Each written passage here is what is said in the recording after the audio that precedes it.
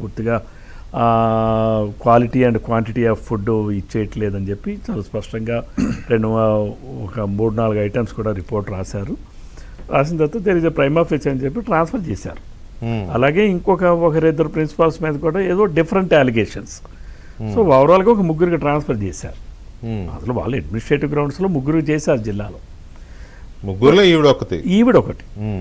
అయితే ఈవిడ స్పెసిఫిక్గా ఏంటంటే నేను పొందూరు నుంచి కదలను అంటే ఆవిడ చాలామందికి వాయిస్ మెసేజ్లు కూడా పెట్టింది. మరి ఇప్పుడు టైం లేదు ఇవన్నీ వినిపించడానికి.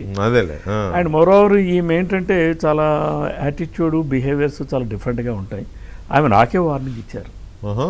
మీరు వింటారంటే జస్ట్ అదొక్కటి వినిపిస్తాను. అంటే అడ్మిషన్స్కి చాలామంది తల్లిదండ్రులు పిల్లలు వచ్చేటప్పుడు ఏమనుంటే చెప్తుంటారు. నాకున్న అలవాటు ఏంటంటే పబ్లిక్ రోజుకి కొన్ని వందలాది మంది వస్తుంటారు. వెంటనే ఎవరు వచ్చినా సరే ఆ సంబంధిత అధికారికి ఫోన్ చేయడం, ఇదేదో పంపిస్తున్నాను చూడండి అని చెప్పడం, ఇది నాకున్నటువంటి జనరల్ ప్రాక్టీస్. అసలు ఆ అమ్మాయి మరి ఎందుకో ఆమె ఒక మహిళగా మాట్లాడడం లేదు. కాస్త మహిళల్లో ఒక డిఫరెంట్ లేడీస్ ఉంటారు, అట్లా మాట్లాడుతూ ఉంది, కాస్త బరిదెగించి మాట్లాడుతూ ఉంది ఆ అమ్మాయి. నేను శారీరకంగా హింసించాను. శారీరకంగా హింసించాము అని అంటే, శారీరకంగా హింసించాలనంటే అసలు మనుషులు కలవాలి కదా, ఎక్కడ కలిశాను, ఎప్పుడు కలిశాను, అసలు ఏ ఫోన్లో మాట్లాడాను ఉండాలి కదా. శారీరక అంటే ఆమెకి పాపం ఆ శారీరక హింస అంటే దానికి అర్థం తెలిసి మాట్లాడుతుందా, తెలియక మాట్లాడుతుందా, లేకపోతే బరిదెగించి మాట్లాడుతుందా అనేది ఆమె విజ్ఞతకు వదిలిపెడుతున్నాను నేను. అలానే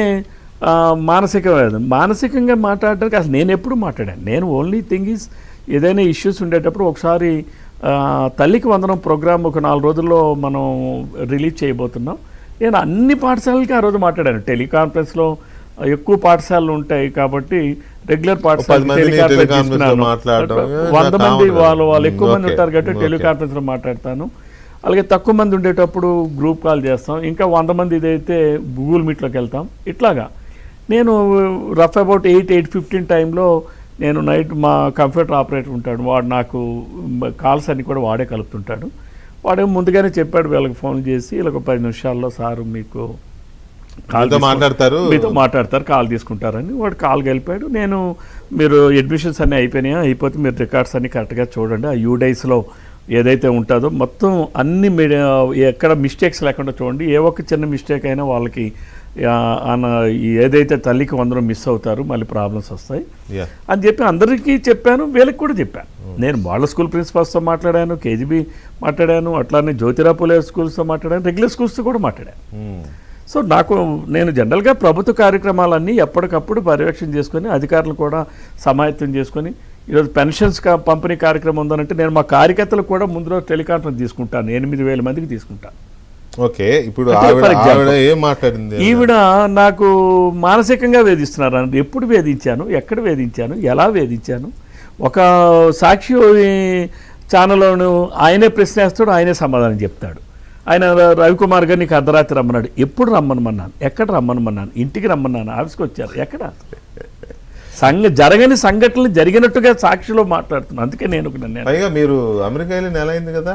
నేను అమెరికా లాస్ట్ మంత్ 20th వెళ్ళారు అంటే ఇప్పుడు కరెక్ట్ నెల అయింది. కరెక్ట్ గా నెల అయింది. మరి ఇప్పుడు ఈ 2 రోజుల నుంచి ఎందుకు వస్తుంది ఇది? ఒకవేళ మీరు శారీరకంగా వేధించినా, మీరు ఒకవేళ అర్ధరాత్రి ఆ సాక్షిలో వేసినట్టు అర్ధరాత్రి రమ్మన్నా ఆ రోజే జరగాలి కదా గొడవ.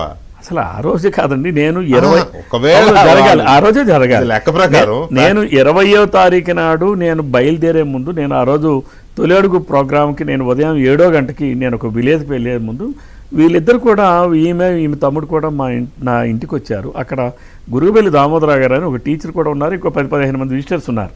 ఆమె నా కాలు మీద పడిపోతే నేను అమ్మ తప్పది, మీరు అట్లా చేయమాకండి, నీకు దండం పెడతాను, అట్లా నేను తప్పు అయిపోయింది సార్, నాకు క్షమించండి సార్ అని అంటుంటే అట్లా తప్పమ్మా. ఇదంతా కూడా డిసిప్లినరీ యాక్షన్, ఆమె ట్రాన్స్ఫర్ అవ్వడం అనే దాన్ని బేస్ చేసుకొని చేసి